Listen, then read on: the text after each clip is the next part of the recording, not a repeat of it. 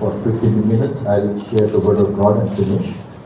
మనము మొదటి సమయాల గ్రంథము 17వ అధ్యాయము వైపు మన గ్రంథాన్ని తెరిచినప్పుడు ఇక్కడ 4 గుంపులు గల వారిని ఈ అధ్యాయంలో మనం చూస్తున్నాం.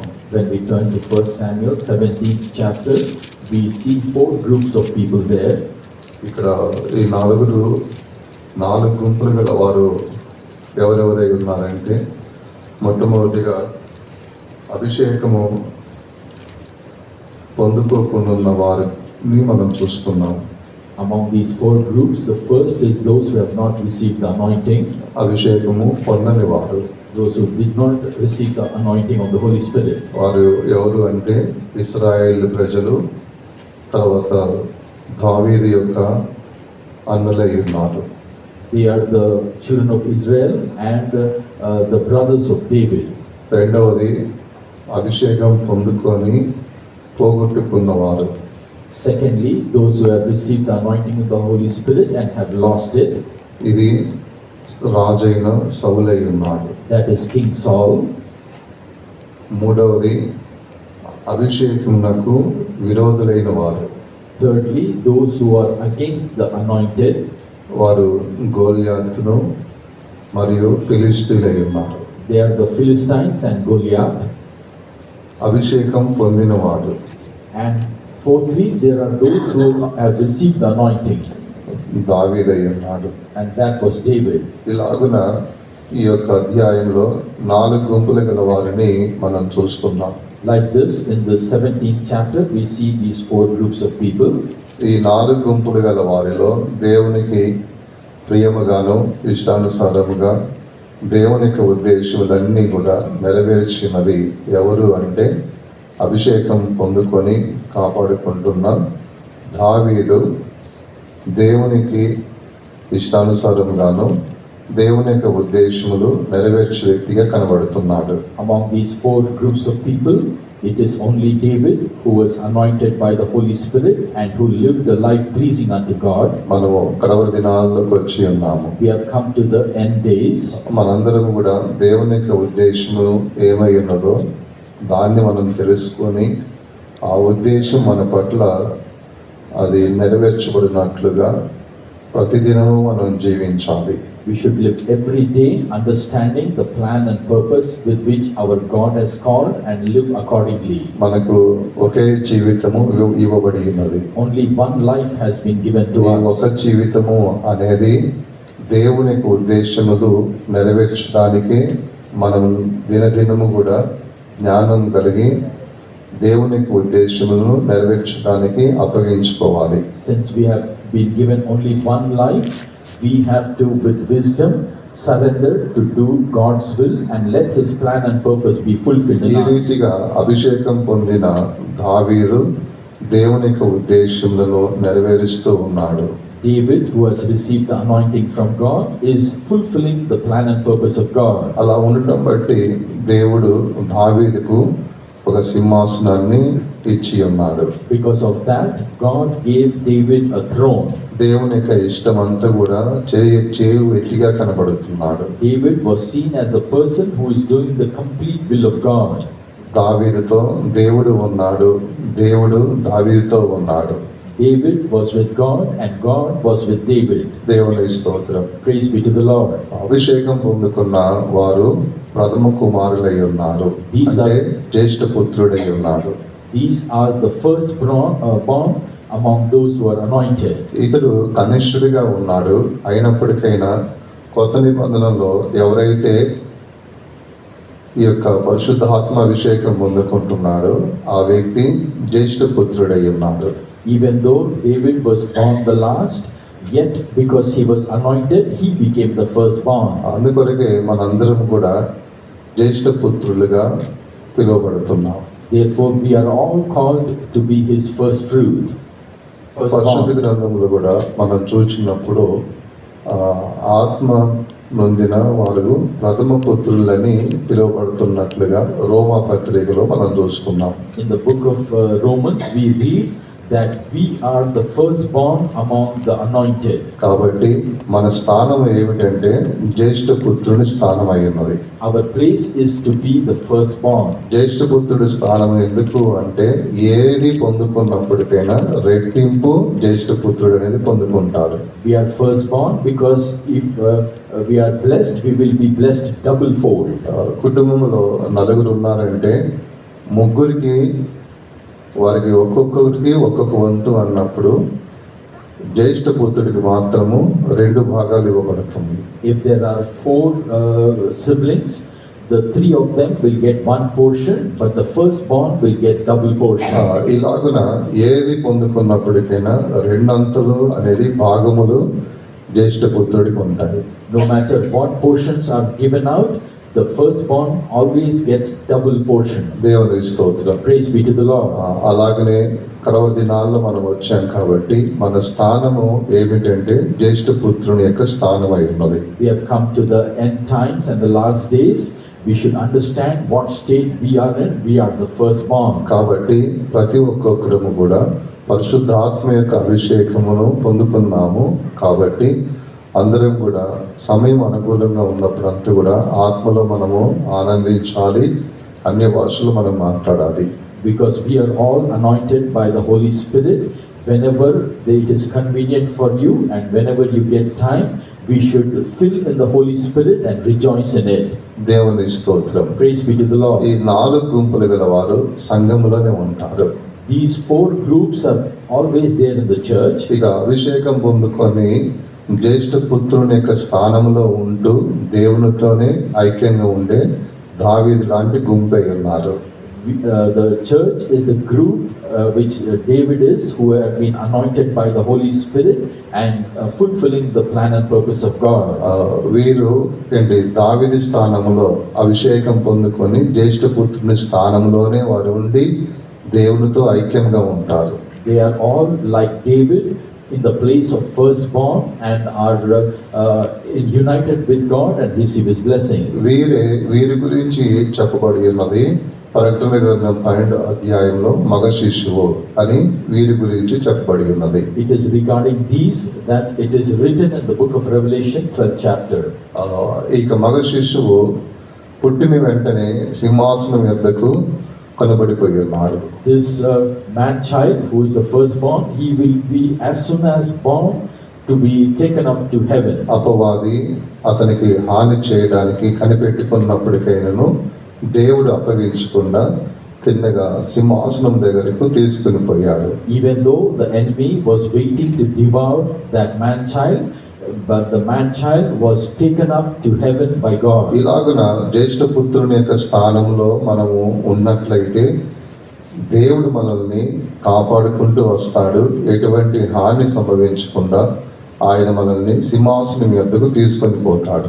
If we are also born as the firstborn, then God will preserve us and help us to be caught up to His heaven. కాబట్టి ప్రతి ఒక్కొక్కరం కూడా జ్యేష్ఠ పుత్రుని యొక్క స్థానంలోనే ఉండాలి కానీ ఆ స్థానమును కోల్పడిపోకూడదు. Therefore, each one of us should be in the place of the firstborn and we should not lose that ఈ place. జ్యేష్ఠ పుత్రుని యొక్క స్థానము ఎవరిదంటే పరిశుద్ధాత్మ యొక్క అభిషేకం పొందుకున్న వారిదే జ్యేష్ఠ పుత్రుని యొక్క స్థానం అయినది. The position of the firstborn is given to all those who are anointed by the Holy Spirit. వీరు ఎల్లప్పుడూ దేవునికి స్తుతిస్తూ ఉంటారు.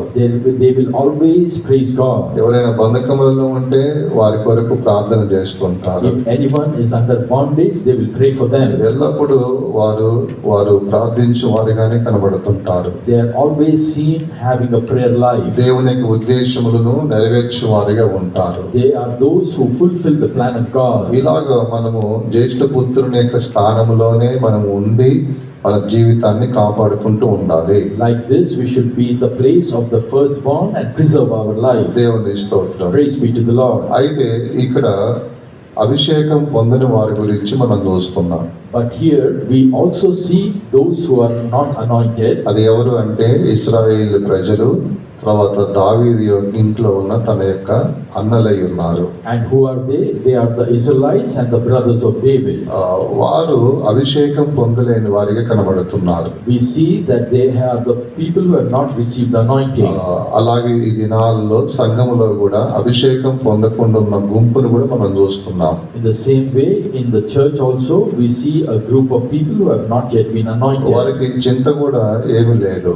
They seem to have no worry about it. ఏదైనా అభిషేకింపబడాలి, అభిషేకం పొందాలి అనే ఒక చింత లేని వారికి కనబడుతున్నారు. They are seen negligent and without worry that they have not yet received Holy అందువల్లే Spirit. ఆదివారం కూడా వారు వస్తారు, రాని కాదు, ఎప్పటికో వారికి అనుకూలమైన టైంలో సంపూర్ణ ఆరాధన కూడా చేయరు వారు. ఎందుకంటే అభిషేకం లేదు కాబట్టి, ఆ దాహం లేదు వారికి కాబట్టి, వారు సంపూర్ణమైన ఆరాధన చేయకుండా భూమి మీద సంపూర్ణంగా పరిశుద్ధపరచబడకుండా వారి జీవితాన్ని కొనసాగిస్తూ ఉంటారు. Because they are not anointed and they don't care about it, they will come for the meeting but they will not come for the full meeting and they will continue their life in a negligent way. దేవుని స్తోత్రం. Praise be to the ఈ Lord. పరిశుద్ధాత్మిక అభిషేకం అనేది పొందని యొక్క గుంపులో కొన్ని బలహీనమైన కార్యాలు అనేది మనం చూస్తూ ఉంటాము. We see many weaknesses in the group that has not yet been anointed.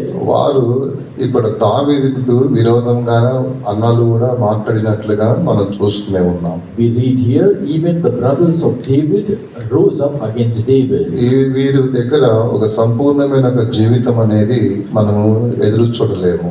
We cannot look forward for a complete life in them. వారు అన్ని విషయాల్లో కొరత కలిగిన వారిగానే ఉంటారు. In all aspects they will fall short. అలాగనే పరిశుద్ధాత్మ అభిషేకం పొందుకోకుండా ఉన్న ఇశ్రాయేలు వలెను మరియు దావీదు యొక్క అన్నల వలె సంఘములో అనేక మంది కనబడుతున్నారు. There are many people in the church seen in the same state as the Israelites and David's brothers. ఇక వీరు వారి జీవితము అనేది సంపూర్ణంగా ఉండదు. Their life will not be perfected. ఇక్కడ దావీదుకు విరోధంగా మాట్లాడుతుంటారు. They will speak against David. అలాగా ఉన్నవారు సంపూర్ణంగా వారి జీవితం ఉండదు కాబట్టి ఇతరుల గురించి మాట్లాడుతుంటారు. Because their own life is not perfected, they will speak about others.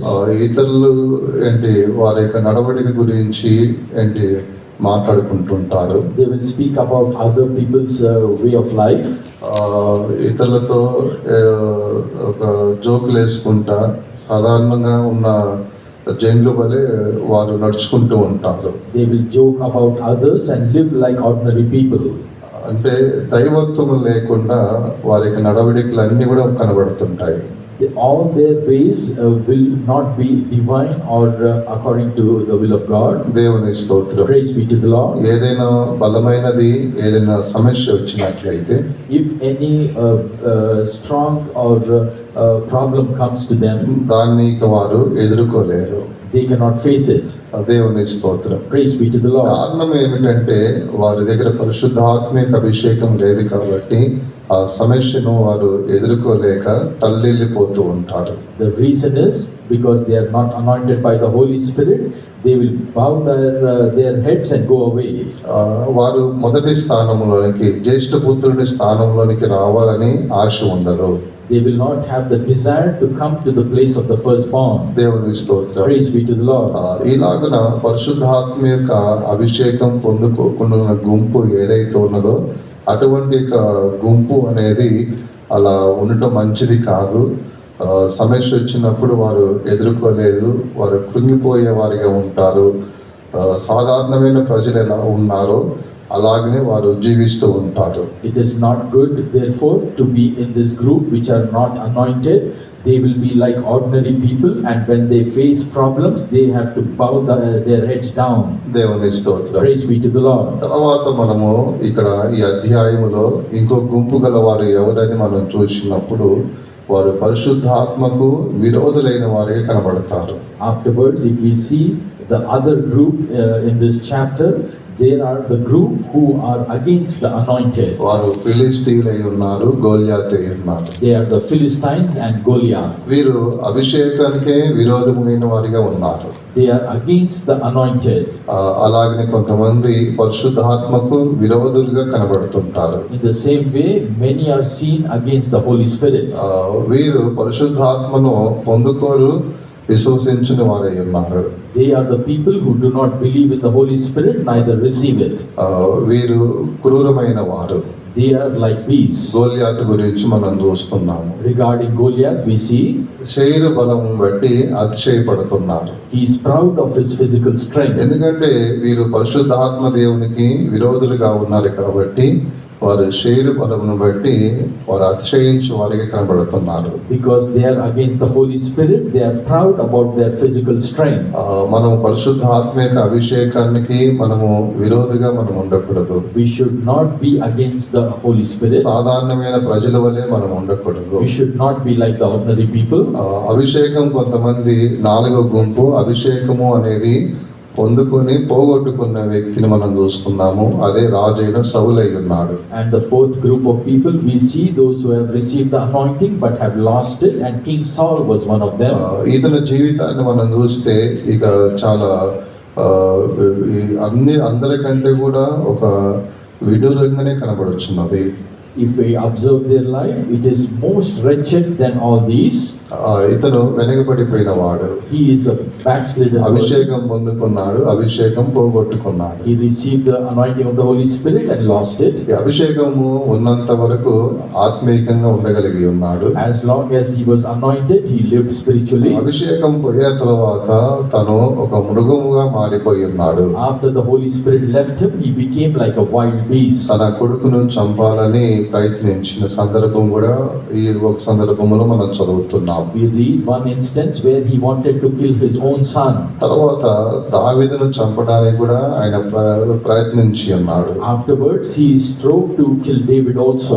యాజకుల్ని కూడా చంపించి ఉన్నాడు. He had killed the priests as well. తనకి ఇవ్వబడిన యొక్క రాజ్యమును సేవ అనేది ఆయన విడిచిపెట్టి ఆయన దావీదును చంపడానికి అరణ్యములలో తిరిగిన వాడే కనబడుచున్నాడు. We see that he lived as a person roaming about in the wilderness to kill David instead of reigning on the అభిషేకము throne. అనేది మనం పోగొట్టుకుంటే మన పట్ల దేవునికి ఉద్దేశము ఏమై ఉన్నది అనేది తెలుసుకోకుండా ఆ ఉద్దేశాన్ని విడిచిపెట్టి వేరే కార్యాలు అనేది చేసేవారిగా మారిపోతాము. If we lose the anointing of the Holy Spirit, we will forget the plan and purpose of God, and we will be pursuing something else. దావీదు దేవునికి ఉద్దేశములన్నీ కూడా నెరవేరుస్తూ దేవునికి ఇష్టంగా ఉన్నాడు.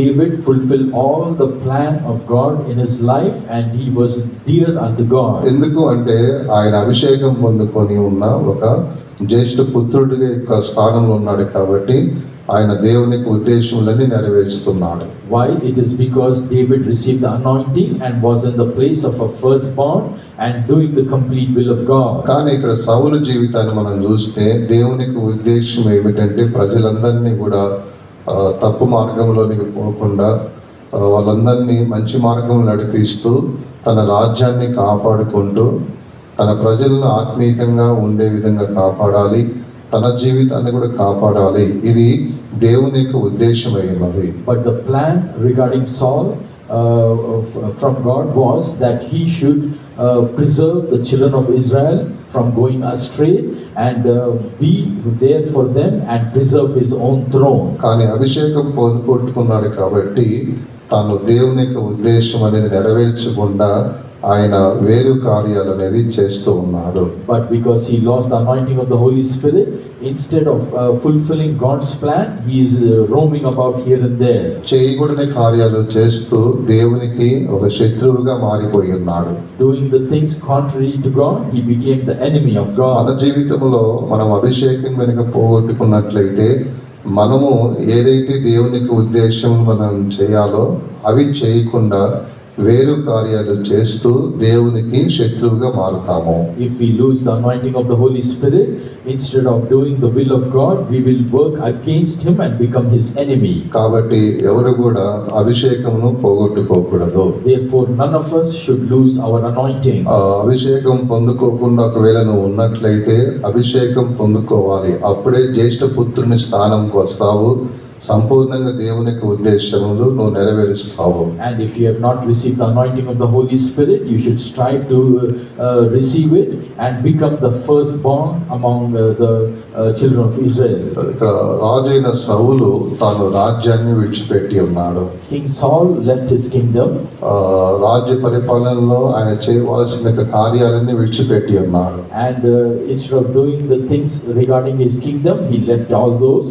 ఇలాగున దేవుని విషయంలో దేవునికి అర్పించవలసిన యొక్క బలులు అటువంటి నైవేద్యములు ఏది అర్పించకుండా దేవుని ఉద్దేశం ఏదైతే ఉన్నదో అతను ఎందుకు ఆ స్థానంకు తీసుకొచ్చాడో ఆ ఉద్దేశం పూర్తిగా సౌలు మర్చిపోయి ఉన్నాడు. Saul completely forgot why God called him to that place, and he forgot to offer sacrifices and offer incense unto God. పూర్తిగా అతను హృదయంలోనికి పాపము గర్వం అనేది ప్రవేశించినది. And in his heart entered sin and pride. దేవునికి దూరం అయిపోయి ఉన్నాడు. He became far from God. అభిషేకానికి దూరం అయిపోయాడు. He went far from the anointing. దైవజనులకు దూరం అయిపోయాడు. He went away from the ప్రవక్తలకు దూరం అయిపోయాడు. He became far from the prophet. దేవుని సన్నిధానంకి దూరం అయిపోయాడు. He became far from the presence of God. అనాదిగా ఆయన దిగజారిపోయి ఉన్నాడు. He backslid as an orphan. బాహ్యంగా చూడడానికి రాజుగా ఉన్నప్పటికైనా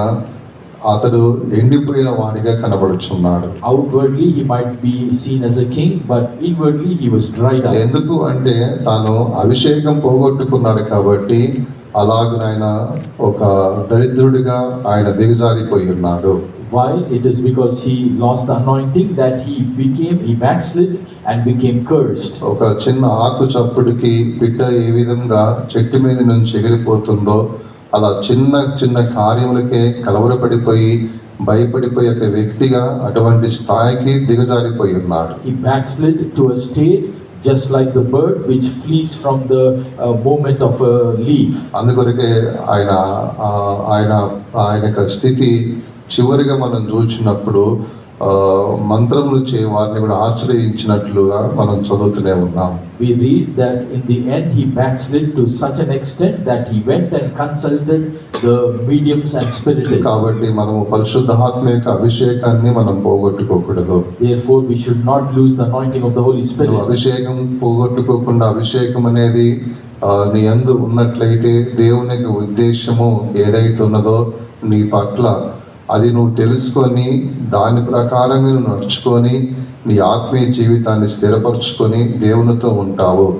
అదే అభిషేకాన్ని పోగొట్టుకుంటే దేవునికి ఉద్దేశం ఏమై ఉన్నదో నీ పట్ల అదేది నువ్వు అది మర్చిపోయి దాన్ని విడిచిపెట్టి వేరే కార్యాలలో నువ్వు పాల్గొంటూ దేవునికి శత్రువుగా మారిపోతావు. If you keep the anointing of the Holy Spirit within you, you will understand the plan and purpose regarding you that God has, and you will fulfill it. But if you backslid and lose the anointing, you will be wandering without knowing the plan of God. అందరం కూడా కొద్ది నిమిషాలు కళ్ళు మూసుకొని అప్పగించుకుందాము. Let us all close our eyes and for a few minutes surrender to ఈ God. 17వ అధ్యాయంలో 4 గుంపులు గల వారు కనబడుచున్నారు. In the 17th chapter, we see 4 groups of people. నీవు ఏ గుంపులో ఉండాలని ఈ కడవరి దినాల్లో నువ్వు అనుకుంటున్నావు? In these last days, which group do you want to be in? ఒకసారి నిన్ను పరిశీలించుకోవాలి. Once examine ఏ yourself. గుంపులో ఉండాలి అని కోరుకుంటున్నావు? In which group do you desire to be? ఒకటి పరిశుద్ధాత్మిక అభిషేకం పొందుకోకుండా గుంపులు అనగా ఇశ్రాయేల్ ప్రజలు దావీదు యొక్క అన్నలు వారు పరిశుద్ధాత్మిక అభిషేకం పొందుకోలేదు. ఆ గుంపులో ఉండాలని కోరుకుంటున్నావా లేదా? Are you wanting to be in the group which has not received the anointing of the Holy Spirit like the Israelites and David's brothers? Or రెండవ గుంపును మనం చూస్తున్నాము, పరిశుద్ధాత్మకు పూర్తిగా విరోధులుగా ఉన్న యొక్క గుంపును మనము రెండవది చూస్తున్నాము. Or in the second group which is against the anointing of the Holy Spirit? మూడవ గుంపు మనం చూస్తున్నాము, పరిశుద్ధాత్మిక అభిషేకాన్ని పొందుకొని దాన్ని పోగొట్టుకున్న గుంపుని మనం చూస్తున్నాము. And we see the third group which has received the anointing of the Holy Spirit but has lost it. నాలుగవదిగా పరిశుద్ధాత్మిక అభిషేకం పొందుకొని ఉన్న ఒక గుంపు గురించి మనం చూస్తున్నాము. Fourthly, we see a group which has received the anointing of the Holy ఈ Spirit. నలుగురు గుంపులు మనం చూసినట్లయితే అభిషేకం పొందుకొని జ్యేష్ఠ పుత్రుని యొక్క స్థానంలో ఉన్న వారే గొప్పవారేగా మన గొప్పవారై ఉన్నారు. Among these four groups, we understand those who have received the anointing of the Holy Spirit and preserve it are the greatest of these groups. మనము పరిశుద్ధాత్మిక అభిషేకం పొందుకొని ఆ యొక్క జ్యేష్ఠ పుత్రుని యొక్క స్థానంలోనే మనం స్థిరంగా ఉండాలి. We should receive the anointing of the Holy Spirit and move to the place of being the firstborn. నువ్వు అప్పుడు ఎక్కడ ఉన్నప్పటికైనా నువ్వు స్థిరంగా ఉంటావు, దేవునితోనే ఉంటావు. At that time, wherever you go, you will be established and be with God. ఏ చీకటిని ఎంతకు వచ్చినప్పటికైనా నీవు జయం పొందుతావు, జయము నీ పక్షముగానే ఉంటుంది. No matter which darkness you go to, you will receive victory and victory will always be with you. ఆ అంధకారము అనేది నీలోనికి ప్రవేశించదు, ఎందుకంటే నువ్వు జ్యేష్ఠ పుత్రుని స్థానంలో ఉన్నావు, అభిషేకం పొందుకున్నావు కాబట్టి నీ స్థానము జ్యేష్ఠ పుత్రుని యొక్క స్థానము, నీ స్థానము దగ్గరికి ఆ చీకటి రానేరదు. Because you are anointed and you have been elevated to being the firstborn, darkness will never come to you. అందరం కూడా అప్పగించుకుందాము. Let us all surrender. మళ్ళా మనం పరిశీలించుకుందాము. Let us examine ఒక ourselves. 3 నిమిషాల కూటాన్ని ముగిస్తాను. In 3 minutes, I'll finish the meeting. మరొకసారి నిన్ను తగ్గించుకొని నువ్వు ఏ గుంపులో ఉన్నావు, ఏ గుంపులో ఉండాలని కోరుకుంటున్నావో అది నిర్ణయం తీసుకోవాలి. For once, let us examine our lives and see which group we are in and which group we want to be in. అభిషేకం పొందుకొని జ్యేష్ఠ పుత్రుని యొక్క స్థానముకు నువ్వు వచ్చినట్లయితే నీ ఆత్మీయ జీవితము నూరంతలుగా ఉంటుంది. If you receive the anointing of the Holy Spirit and come to be the firstborn, many blessings are kept for you. ఆమె అందరం కూడా అప్పగించుకుందాము. Let us all ఆ surrender. జ్యేష్ఠ పుత్రుని యొక్క స్థానముకు ఎవరైతే వచ్చి ఉన్నారో అటువంటి వారందరూ కూడా పరిశుద్ధాత్మ దేవునికి అప్పగించుకోండి. All those who have come to the place of being the firstborn, surrender to the Holy Spirit. పరిశుద్ధాత్మ దేవుడు నిన్ను బలపరుస్తాడు, ఆయన స్థిరపరుస్తాడు. The Holy Spirit God will strengthen you and నువ్వు establish you. జ్యేష్ఠ పుత్రుడివై ఉన్నావు. You are the ఆ firstborn. జ్యేష్ఠ పుత్రుని స్థానములను ఉండినట్లుగా పరిశుద్ధాత్మ దేవుడు నిన్ను స్థిరపరుస్తాడు. The anointing of the Holy Spirit will establish you in the place of the firstborn. జ్యేష్ఠ పుత్రుని యొక్క స్థానంకు నేను ఉంటాను అని నేను స్థిరపడతాను అనుకున్న వారు తీర్మానం చేసిన ప్రతి ఒక్కొక్కరు కూడా ఆ జ్యేష్ఠ పుత్రుని స్థానంలోనికి రండి, విశ్వాసంతో రండి. నీ బలహీనతలు ఏదున్నప్పటికైనా నీ దేవుడు వాటన్ని తొలగిస్తాడు, నేను స్థిరపరుస్తాడు. If you want to come to the place of being in the firstborn and anointing of the Holy Spirit, you come into the presence of God and receive that strength. అందరం కూడా అభిషేకం ద్వారా బలం పొందుకుందుము గాక. Let us all be strengthened by the Jyeshtha anointing. పుత్రుని స్థానంలోనే నువ్వు మరణించేంత వరకు ఉండాలి. You should be in the place of the firstborn until you ఆ die. స్థానంలో ఎవరు కూడా విడిచిపెట్టవద్దు. Nobody should leave that place. మనమే జ్యేష్ఠులమై ఉన్నాము, We are the firstborn. మనమే జ్యేష్ఠ పుత్రులమై ఉన్నాము. We are the first in the firstborn. అందరూ సమర్పించుకుందాము గాక. Let us all surrender.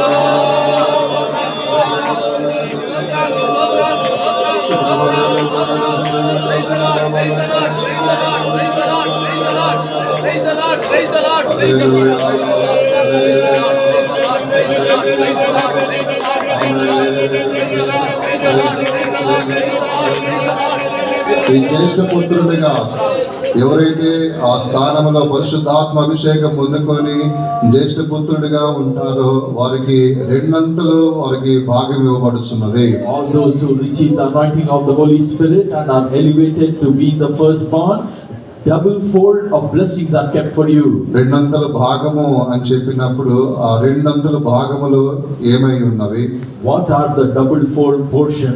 ఒక భాగము ఆయన పోలికై ఉన్నది. One portion is his will. ఆయన ఎలా ఉంటాడో అలాంటినే నీవు కూడా ఆత్మలో అటువంటి పోలికగానే నువ్వు కనబడతావు. You will be transformed like unto him. అది ఒక భాగమై ఉన్నది. That is one portion. రెండవది మహిమై ఉన్నది. Secondly is the glory. ఇదే జ్యేష్ఠ పుత్రుడు పొందుకునే రెండు భాగములు ఆశీర్వాదమై ఉన్నది. These are the double portion blessings. ఒకటి ఆయన పోలికను పొందుకొనబోచున్నావు. One, you will receive his own. రెండవది ఆయన మహిమను పొందుకొనబోచున్నావు. You will receive his glory. ఇదే దేవుడు నీకు ఇచ్చిన రెండంతల భాగములై ఉన్నవి. This is the double portion God has given you. అందరము ఆత్మలో ఆనందించుదాము. Let us all rejoice in the ఒక రెండు Spirit. నిమిషములు అందరము ఆత్మలో ఆనందించుదాము. For 2 minutes, let us rejoice in the Spirit.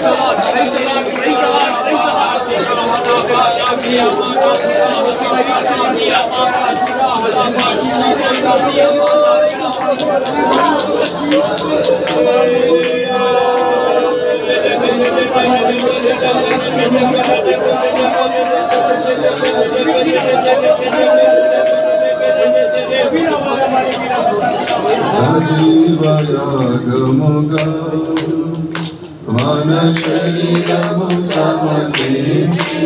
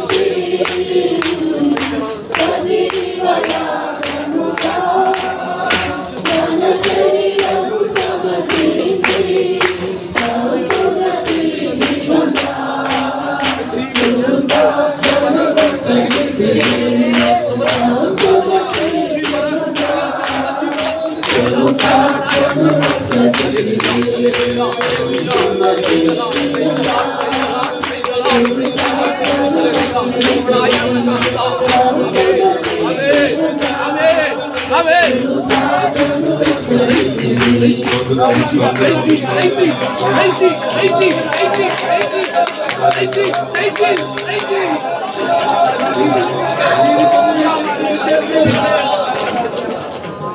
ఒక్కొక్కరము జ్యేష్ఠ పుత్రుని యొక్క స్థానంలోనే మనం ఉండాలి. ఉండి దేవునితో సహవాసము ఐక్యత కలిగి మనం ఆయన వెంబడిస్తూ ఉండాలి. అప్పుడే మనము రెండంతలుగా భాగము మనం పొందుకుంటాము. ఒకటి ఆయన పోలిక, రెండవది ఆయన యొక్క మహిమ. ఇవి మనం పొందుకునే రెండంతల భాగములై ఉన్నవి. కాబట్టి ప్రతి ఒక్కొక్కరము కూడా పరిశుద్ధాత్మ అభిషేకము మనం పొందుకొని అది పోగొట్టుకోకుండా జ్యేష్ఠపుత్రుని యొక్క స్థానంలోనే ఉండాలి. ప్రభు సహాయం చేయనట్లుగా స్తోత్రించేదము.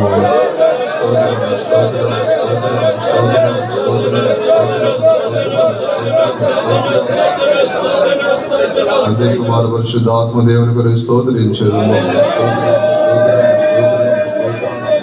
సమస్త మహిమ దేవునికి చెల్లించి స్తోత్రించేదము.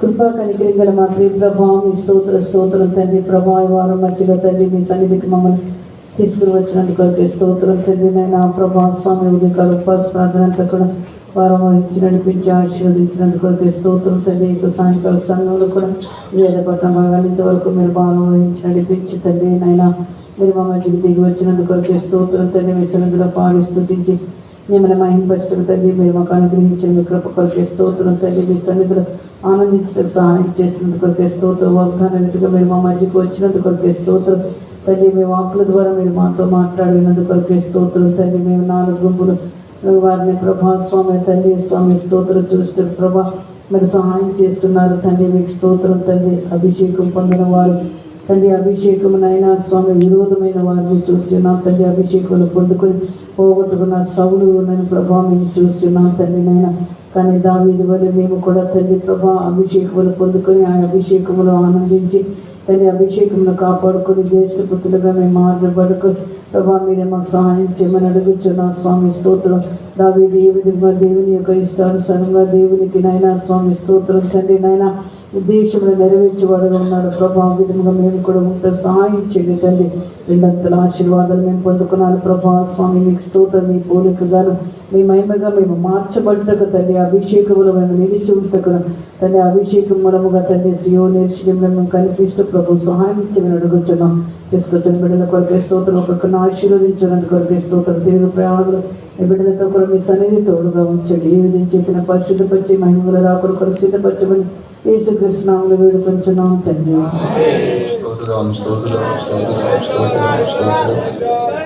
మన ప్రభువైన యేసుక్రీస్తు యొక్క కృపయు, తండ్రి యొక్క ప్రేమ, పరిశుద్ధాత్మ యొక్క సహవాసము మనకును పరిశుద్ధులకును ప్రభు రాకడ వరకు తోడే ఉండును గాక.